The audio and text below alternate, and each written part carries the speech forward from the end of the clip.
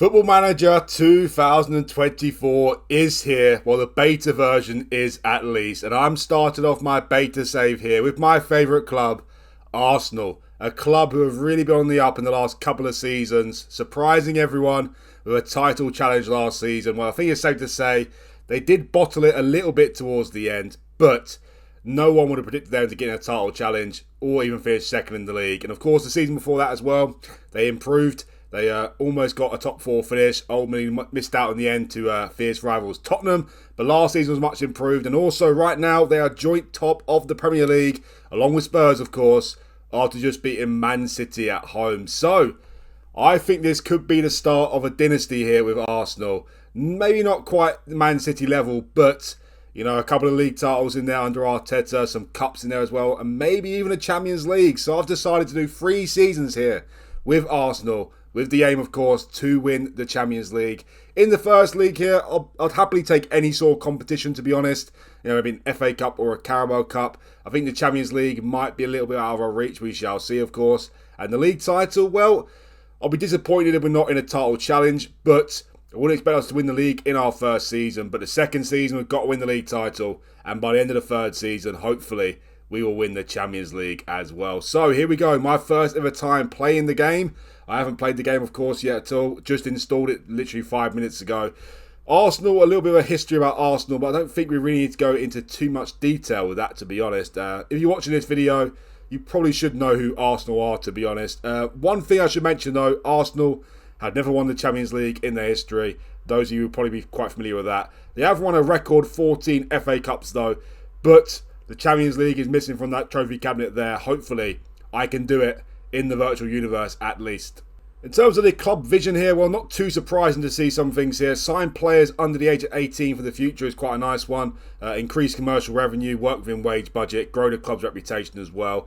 In terms of the end of the current season, qualify for the Champions League. I'm pretty sure I should be able to do that. Top 5, we get you Champions League football with the coefficients. Well, it should do at least. Challenge for the FA Cup, reach the latter stage of the Champions League, and be competitive in the Carabao Cup. I'm pretty sure I can meet all those expectations there, to be honest with you. Hopefully I can.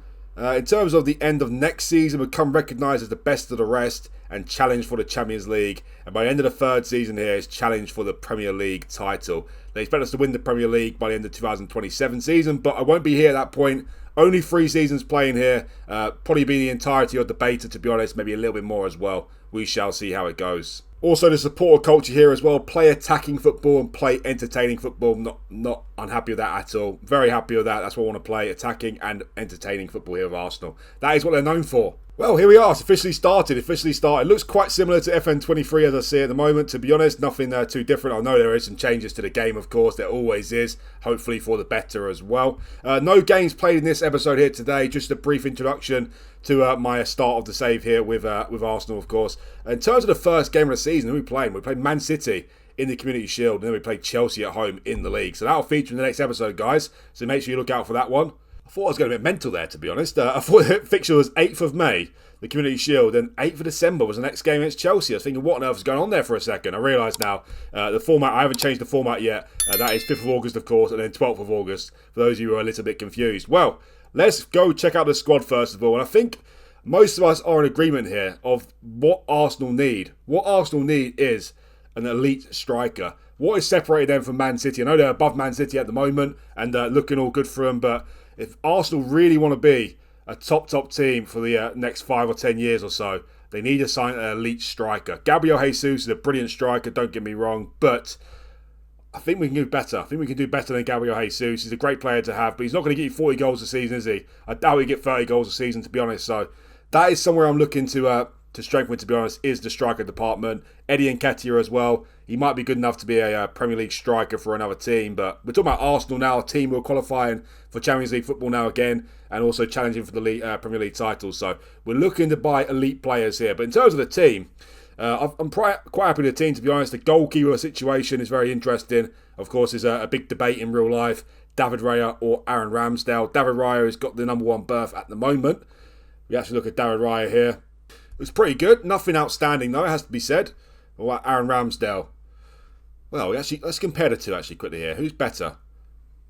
Well, looking at it from here at the moment, I'd say Aaron Ramsdale is better. And he should be my pick for the number one start at the start of the game, to be honest. David Raya is much quicker, but not the most important thing for a goalkeeper, has to be said. I know it comes into effect in some situations, but I can live with Ramsdale being a bit on the slow side.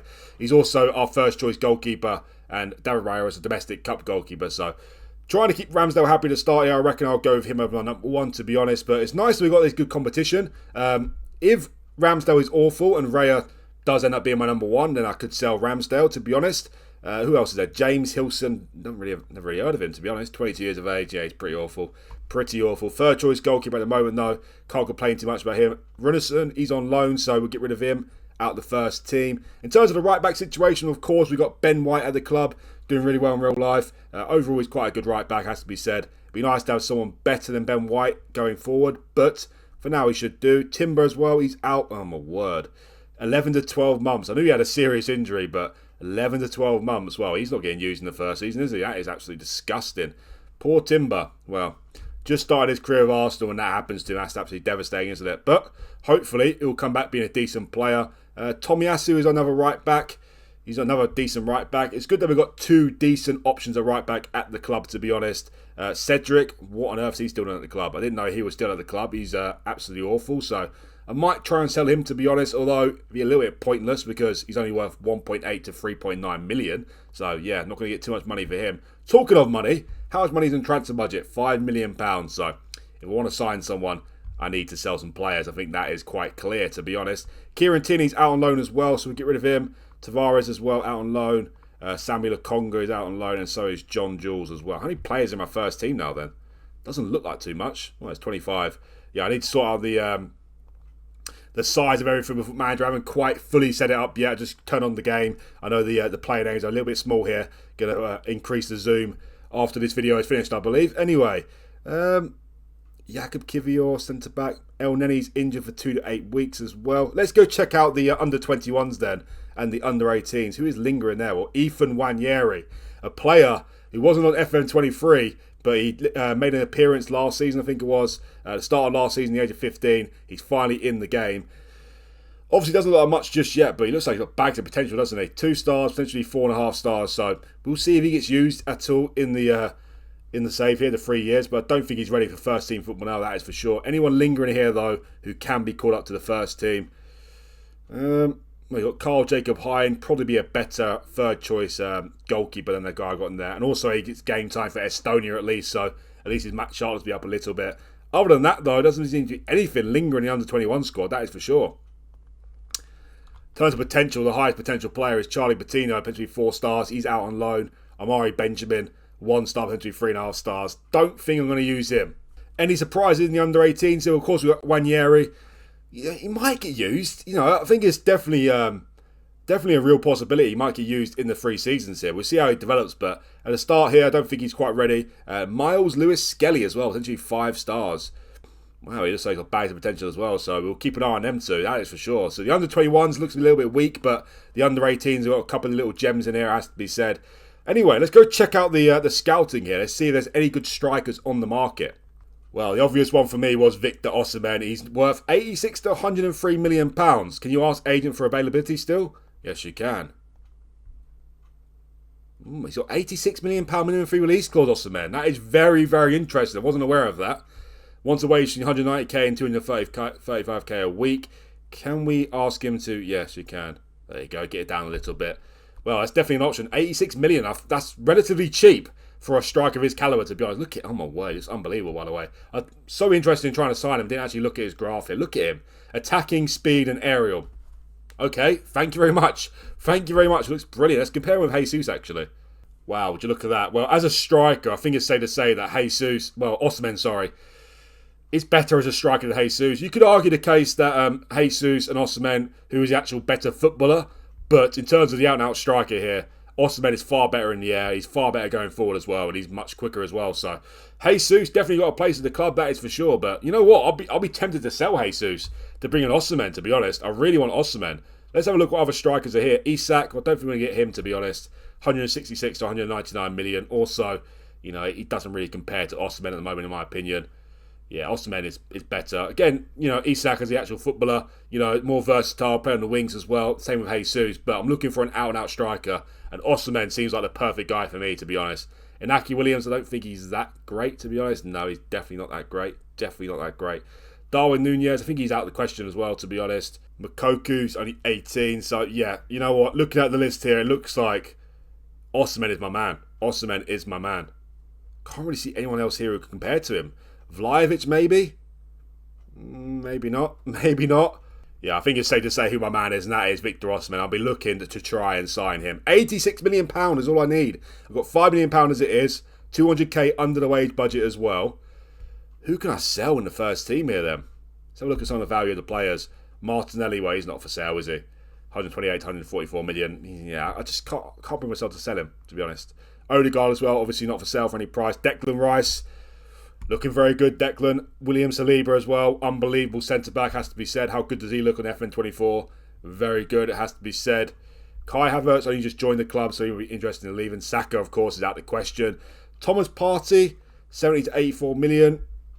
Could be an option, but I feel like we're a little bit thin in the centre midfield department, to be honest. Zinchenko as well, 70, 77 million. Smith Rowe, he's listed for loan, but yeah. I definitely won't loan out Smith Rowe. I may transfer list him though. I think he's a good player, Smith Rowe, don't get me wrong, and I think he's still got some potential, but where Arsenal are going right now, is Smith Rowe the answer? I'm not sure. Definitely got enough quality in those positions. It's more down to the fact of whether we've got enough homegrown players, to be honest, because obviously Smith Rowe is homegrown and homegrown at the club as well. Fabio Vieira, he's an option, 47 to 53 million. Well, to be honest, we might struggle to raise funds to bring in Osimhen. I'm going to have to sell someone big, I think. Smith Rowe, maybe. Nelson. One of those two might have to leave. Nketiah, not got much value about him. So, yeah, we shall see what happens. So, Victor Osimhen is clearly my number one target. In terms of tactic, what I'm going to use, I think I'll create my own style, to be honest. I think I'll set up with something like this at the start. Obviously, I'll work with the tactic here. I'll try and figure out what to do with it. I'll go with a positive mentality at the start here. When we play the weaker teams, I'll probably go with an attacking mentality. Of course, I will sort out all these players here as well. What new things we got here as well? We got inverted wing back and inverted fullback now as well, of course. So yeah, not really too much detail I have to go in on Arsenal, to be honest. We know who their key players are. You know, we're looking at Odegaard, Saka, Rice, Saliba as well. They're our key players. Well, they're the four key players, I'd say. Odegaard, Saka, Rice and Saliba, in my opinion. I'm looking for that out-and-out striker, that brilliant striker. And I think it's safe to say I found my man. That is Victor Osimhen, available for £86 million. He's a wanted man, though, isn't he?